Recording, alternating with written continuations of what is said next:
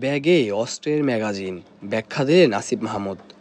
সম্প্রতি এক নিরাপত্তা চেকপোস্টে ধরা পড়ে আসিফ মাহমুদের ব্যাগে একটি আগ্নেয়াস্ত্রের ম্যাগাজিন পাওয়া যায়, যা নিয়ে সামাজিক যোগাযোগ মাধ্যমে ও গণমাধ্যমে ব্যাপক চাঞ্চল্যকর সৃষ্টি হয়।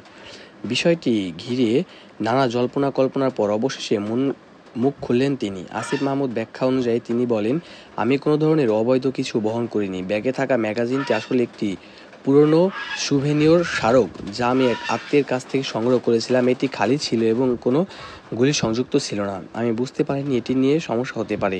তিনি আরও দাবি করে এটি কোনোভাবেই অপরাধমূলক উদ্দেশ্য ব্যবহৃত হওয়ার নয়। বিষয়টি নিছক একটি ভুল বোঝাবুঝি। আইন শৃঙ্খলা বাহিনীর পক্ষ থেকে জানানো হয়েছে বিষয়টি তদন্তাধীন এবং আপাতত আসিফ মাহমুদের বক্তব্য যাচাই করে দেখা হচ্ছে।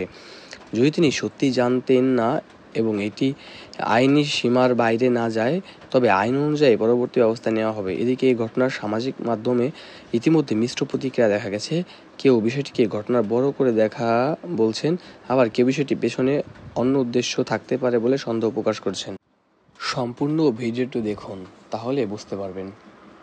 বিস্তারিত জানতে আমাদের চ্যানেলটি সাবস্ক্রাইব করে দিন।